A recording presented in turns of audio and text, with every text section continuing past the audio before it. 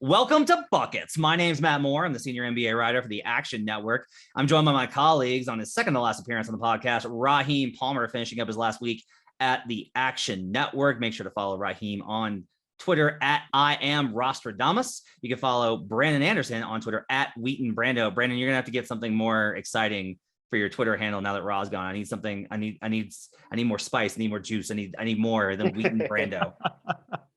I don't know. I've never come up with anything better. Brandon Anderson is too long and it's too common. So if you got ideas, hit me up on Twitter. I'm open to your ideas for something new.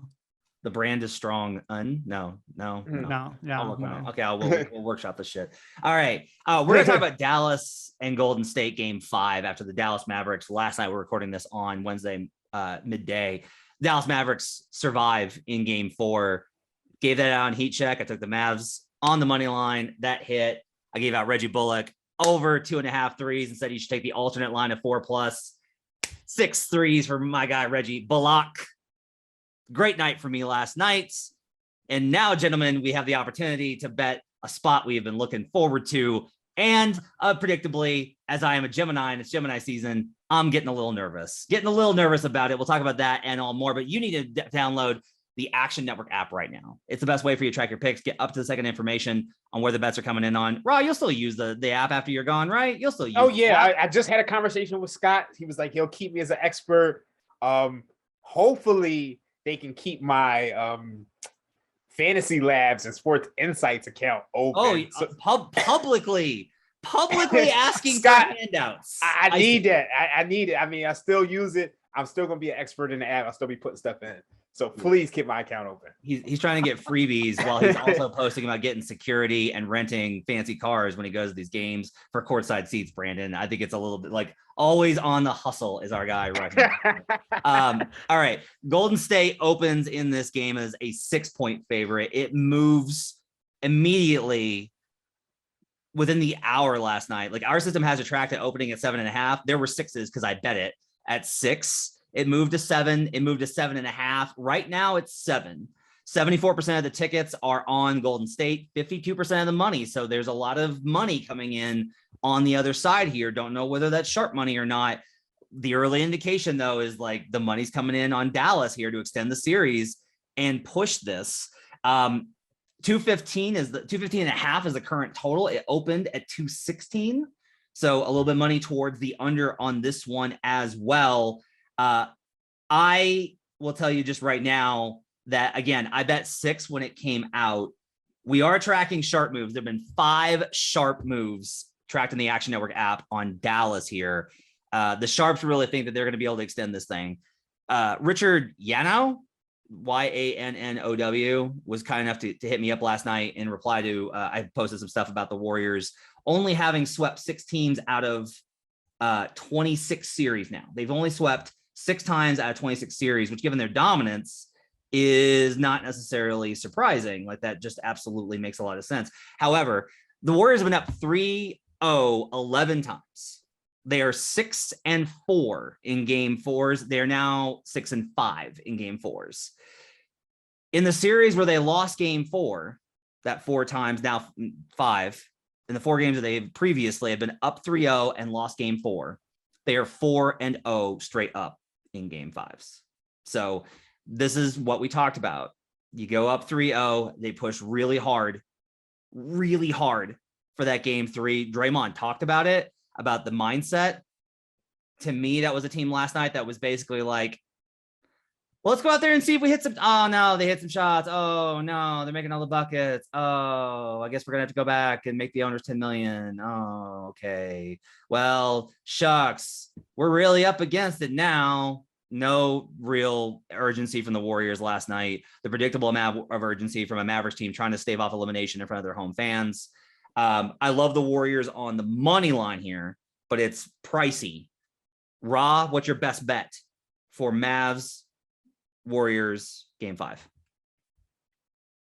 I think I'm gonna go over. I think I'm gonna go over 215.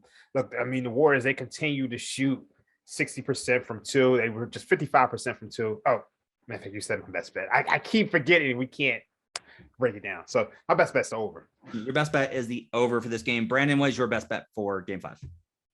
You know how it is. Take me home. Warriors third quarter at home, -1.5, -5.5 or +200. Let's do third quarters. We know how we roll on this one.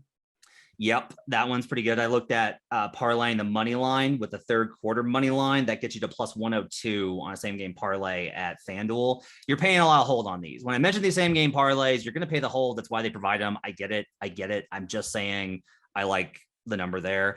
Okay. So here's the deal. I looked up game fives for Kerr. Okay. I looked at game fives for Kerr. In game fives overall, Kerr is 5-8 against the spread. Oof. Yeah. I was like, okay, but they're always favored by a ton. So I was like, let's look at like what the least, like let's put this into like a reasonable number. So I was like, all right, let's do -8. The lowest they've ever been favored in game 5 is at home is 5.5. Okay. That's, by the way, that's at home. They've had a spread of 8 or less in 3 games. They're 1-2 in those spots. I got another one for you. This is maybe the most concerning stat that I have. Like, you can look at the trends, but those are obviously like, look, there's different teams. This Warriors team is different, blah, blah, blah, blah, blah. This is the most concerning one. I looked this up this morning. The Mavericks expected shot quality. So not what they've shot, not the differential between what they should have shot and what they did, but how good a looks basically they're getting based off of shooter, location, and contest level via data that was provided to me from somebody that has Second Spectrum. It's gone up in every single game of this series. It has improved from game 1 to game 2 to game 3 to game 4. They have gotten better and better looks. So the offense is generating better looks consistently as the series goes on for Dallas. And that to me is a little bit concerning. Ra, you like the over here. That trend leans towards that because it means the Mavericks are able to put more points together. When I was writing about this last night, my thought process was basically if the Warriors are going to close this out, I do kind of think it's going to be because they put up a big number, Dallas puts up a big number, but the Warriors just have a really focused offensive game at home. The Mavericks run out of gas and defensively, and the Warriors pull away. If this is an under, that makes me lean towards Dallas because I think that probably means that Dallas has slowed down a Golden State offense that series by series as it has gone on, their offense has gotten a little bit worse as teams get adjusted to them. That was one of the things that like we kind of talked about before the series was you have to get used to playing Golden State, but when you do, because they're not as explosive, they kind of slow down. What are your thoughts on, give me the case for the over and give me your thoughts on the stuff I just shared with you. Oh, I mean, look, I totally agree with it. And I think, look, in game 3, the Mavericks had just a terrible shooting performance. And it's just a shooting performance you just would not expect from them. And what were they? 13 of 45. And then you see in game 4, they come back and it's the Mavericks team we expected from them, the 20 of 43. Now, I mean, we know that this Mavericks team, they're going to live and die by the 3. But I think one of the things that we saw in even the last 2 games is that they've done a good job at getting to the paint. And I think that's key. So it's just like I expect them to score. The Warriors, they were 55% from 2-point range in game 4, but throughout the series, they shoot 60% from 2. So even with the Mavericks running them off the 3-point line, they're still finding ways to score efficiently. And when I looked at game 4, to me, it felt like the Warriors weren't even really trying. Like there was lineups in the first half where you saw Kuminga and Moody in at the same time. And it was just like, you haven't played this lineup the entire series. Why are you playing it now? Are you really that desperate for a game 5 gate? So I think you'll see a lot of effort from the Warriors. And then also, I think when you look at the pace of the game, like game 3 had a pace of 86 possessions. That's it. Game 4 was up to 95. So I think the Warriors are going to continue to push the pace. But I also think the Mavericks, I think that's the one thing we saw in game 4 is that they were trying to get easy baskets in transition. So I think that'll continue in game 5. And I think you'll get an over. I think both teams finally shoot well, and this game should go over. Brandon, I like keeping it simple with the third quarter line. I guess my question here is, so I looked up all game fives for the Warriors since 2000, since Kerr took over, since 14-15. They have outscored opponents in game 5 in the third quarter by roughly a point is all the margin is. Now look, like there's like, again, lots of variance there. I understand the problem with trends. What I'm trying to get a feel for is like, the reason I look at those trends, by the way, if you're asking, I want to, when the coach is the same, it matters more to me because Kerr is from the Phil Jackson school. Phil Jackson and Greg Popovich are his two biggest coaching influences. Phil's teams were always really good in the third quarter. Like that was a really big deal for him. Like he focused on the third quarter. And oftentimes you'll see like great teams, they dominate these third quarters. Whenever there's a team that's really good in the third quarter, I tend to gravitate towards them as a title favorite. Kerr's teams have been great in the third quarter, as Brandon's been betting maniacally and very successfully throughout this postseason. You mentioned the alternate lines. What is your confidence level in the differential here? Do you have numbers for me on how to trust that the Warriors will not just win the third quarter, which you have to pay a juiced line on, but to actually be able to cover the points? Yeah, I think actually you could make a good case that the correct way to play the third quarter is actually to take the alternate line and not just the regular cover or money line, because when the Warriors show up and have that third quarter that we know, they really show up. So here are the numbers from the postseason. Home third quarters. Again, this is not only a home trend from pivot analysis during the regular season, plus 12.6 net differential in the third quarter, plus 18.3 at home. So it's not only a home trend, it's been strong all year, but it's really, really good at home. So in the postseason, home third quarters, the Warriors are only 5-3. So it's not great. It's not as strong as I've made it sound. They lost one of those quarters by a point to Memphis. They lost by 4 to Memphis. They lost by 8 to Denver. Notably, two of those 3 losses came in closeout victories. So that part does give me a little pause. Both of the closeout victories they really kind of screwed around for a while and had to come through late in the game and close out in the fourth quarter. So that does give me a little pause. But here's what I like. In the 5 times the Warriors have won the home third quarter, they won by 9 and 14 against Denver. They won by 14 against Memphis. And in the 2 games this series, they are plus 10 and plus 12 in the third quarter at home. So when they do win the third quarter, they really win the third quarter. That's averaging 11.8 points per game margin in their favor. So like I'm just looking for what's the highest alternate line that I can find, because when it hits, it really hits. And we know too, I don't have to explain to you if you're listening, you watch the Warriors ever before, you know that the 2-minute avalanche just hits at some point. And if the avalanche hits, that's like 8 or 10 point swing just in that 2 minutes alone. And that's basically the avalanche is coming in the third quarter when it gets there.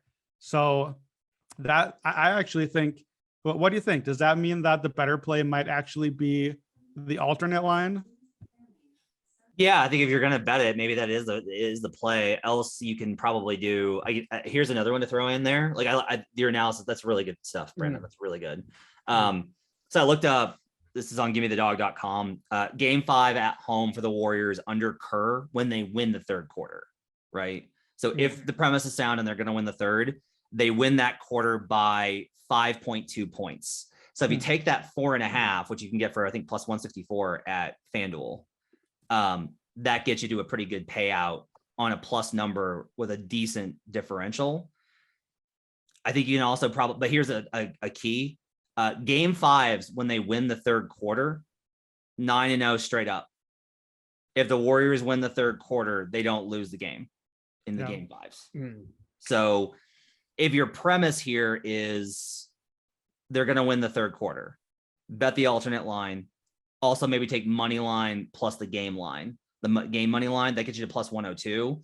And that gives you kind of a backdoor. You could lose both if they get outscored in that third quarter.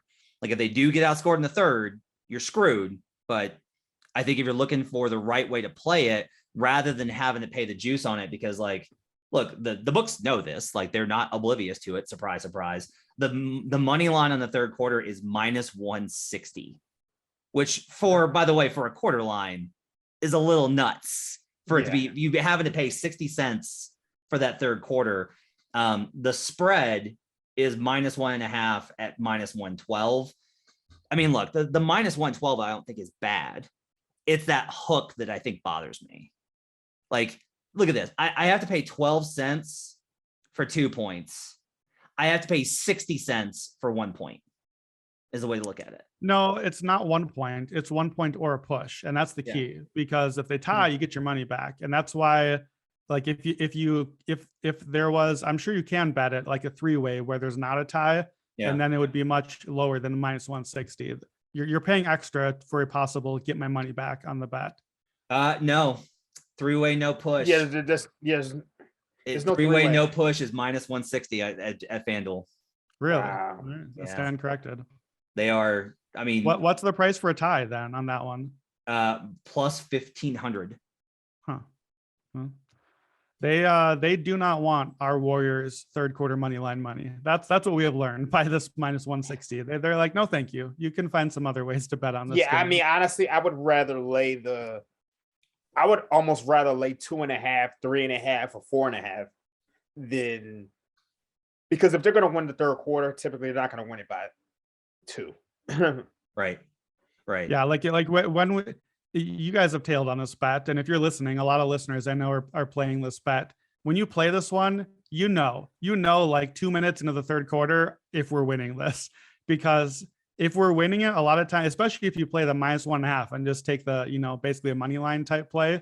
Yeah. Within a couple minutes into the second half, you're like, oh, I got money already. This is fun. I'm just going to enjoy this ride. Like, sometimes when they come out, and when happens, it's when they're covering by 5 or by 10 or 12, 14 points in the quarter.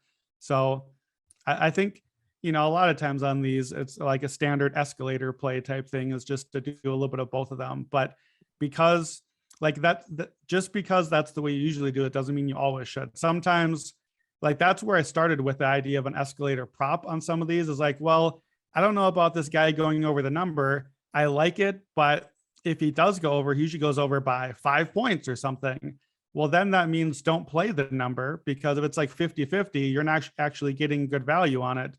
But if you get more plus money to the alternate, like we are here with the -5.5 or something like that, I think that ends up a better play. Ra, you were high on the Mavericks to win the series. You bet the Mavericks to win the series.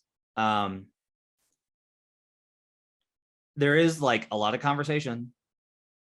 I will say it's always just funny to me how various outlets, I don't like to say the media because that makes us into a monolith, and I don't think that's accurate. But there are certain outlets that are like, could the Mavs do it? If any team could do it, it's got to be one with Luka Doncic.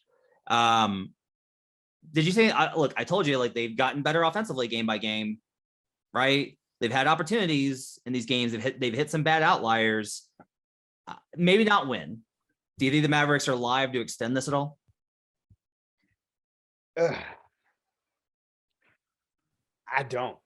Okay. Like, I mean, and maybe like I have to try to keep my bias out of it, because sometimes when you take a pick and it kind of blows up in your face the way this one has, and granted it's not over yet, it's hard to erase what you saw initially, and a lot of that was the fact that the Warriors just dominated on the offensive glass, and they didn't really do that as much in Game 5, but it's them dominating on the offensive glass. It's them getting those second chance points. It's them, the Mavericks trying to run them off the 3-point line, and the Warriors getting anything they want from 2-point range. And to me, Game 4 didn't really change that too much, because I felt like I didn't see the effort from the Warriors in that game. Yeah. I saw them play lineups that I just haven't seen them play throughout the whole series. Like, in the first half, it just like I know Clay was struggling and he's had his first half struggles, but there was a lineup where they just had Kuminga and Moody, and like, I know they made a push in the fourth quarter, but it was just like, all right, why is this lineup in here in a closeout game? It was like, it didn't feel like they were stepping on their throats the way they were in Game 3. So I just think when they go back home, the effort will be there. The role guys will shoot better. And I think they close this thing out. But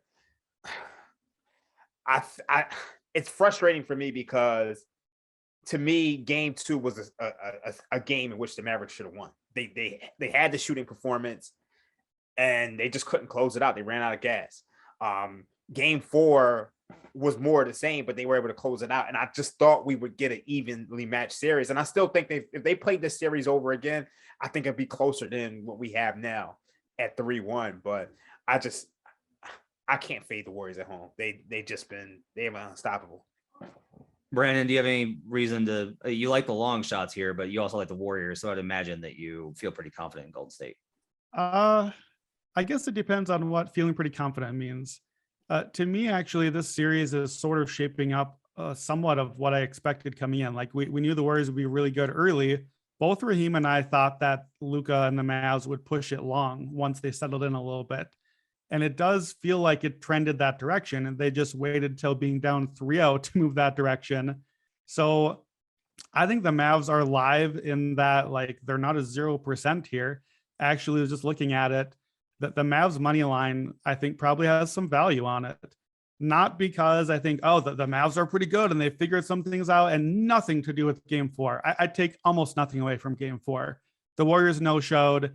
To me, not just the lineup thing, I had that noted too, but like, they just didn't try on defense. You know, when you're watching the Warriors, you know what they look like when they're closing out and when they have high energy on defense. They just didn't show for that one. So I don't take too much from that. I will take away this. The Warriors are 0-3 this postseason in road closeout games. So do not let me take the Warriors in 6 in the finals. I refuse to make Warriors in 6 my pick. That's my only takeaway. But I would put the Mavs, I think, something like 35-ish% to win the game. The money line implies a little bit below 30. So I don't want to bet the Mavs because I don't really like them in the spot. But to me, it's not that, well, Luka gives them a chance. Like, Luka does give them a chance. 3-point shooting gives them a chance. They shoot so many threes, and you never know when Dorian Finney-Smith and Bullock and Kleber, you never know when they just make a bunch of them. Like that just can always happen. And that's the NBA that we have now. And if you make a bunch of threes and that barrage never comes, now you go back home for game 6. I think, we probably have to look at that as something close to a coin flip. That's how it's been priced so far. You can win a coin flip, and now you got a shot in game 7, and you have a chance to have the best player on the court if Luka has another huge game 7 game. So I think they're live, and that, like, all of that makes sense. Like I put them at about 5% to win the series. So what does that mean live? I don't know. Like, look, go take a coin, flip your coin 4 times in a row. Did you get tails 4 straight times? That's 1 out of 16. That's not really too far off from the chances of the Warriors or of the Mavs winning the series. If you flipped a coin 4 times in a row and got tails, you wouldn't be like, oh my gosh, my coin is weighted. Something is wrong with my coin. I can't believe I got 4 tails in a row. Like, this is not so outlandish that it never could happen, but it's probably not going to happen. Probably any other result is going to happen, and any other result is the Warriors. But so I think they're live, but not super live. So Mavericks plus 1.5 at plus 540 does not interest you. So that means what? We have to get this to a game 7? Yes. So my numbers, let me just do that quick. I put that, what's the number I'm getting? 540. Yeah, it's pretty even to what my numbers are. Like, okay. the numbers that I ran are pretty close to what the books are pricing it as. Well, so I interpret that as this. If you like Dallas more than any of us do, then I think that you are right to bet them, because I think there's enough value. Like, I think the value is about right. And usually it's not. Usually the value is toward the books. That's how this works. So if you like them, then I think that there's you can bet it. I wouldn't tell you not to bet it if you like Dallas. The 3-point avenue leaves things open for them. I got one more for you. Okay. Warriors in 7 is plus 700 right now. So Mavericks win the next 2, force it to a game 7 in the Bay. Golden State takes care of business at home. The Mavericks do not do to them what they did to the Suns. I will just tell you, like, I want no part of this. Like, I don't think the Mavericks are in the Warriors league. And I think we've seen that pretty convincingly. I disagree with Ra on if you played the series over. I think Golden State, I think what happened was the Mavericks very much their tone in this series. If you listen to their post game, there's a lot of like, wow, these guys are really good. As it like, honestly, again, this series just makes the Suns look so bad. Like the Suns look like such trash right now, based off of the fact that Dallas is basically like, oh, so this is what a championship contender looks like. I mean, we saw the Suns struggle with the Pelicans. Like that was the red flag. And I said it a million times. They don't have another, and it's so crazy because Brandon said it all year, and I wasn't trying to hear him until I saw parts of that first round. And it's just like, yo, the Suns just don't have another gear, and the Warriors do. It would have really been interesting to see them against the Suns. Yeah, what's funny, Matt? You said Warriors in 7 is plus 700, which I think is implied 12.5%. I just ran my numbers, and I make Warriors in 7 12.3%. So, yeah. So the books pretty much. I guess I'm in line with the books on this. Yeah. I here's where I do agree with Raheem on the series.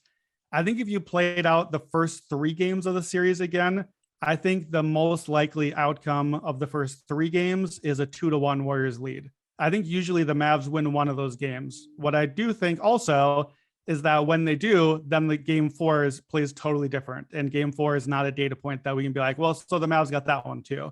So I think the series is not as lopsided and ridiculous as it seems. And to that end, that we're not giving the Mavs quite enough credit. They're just missing a ton of shots is more than anything else. But you got to make some shots. You're going to shoot 53s a game. You're going to have to make some of them, and they haven't. And so then the series ends.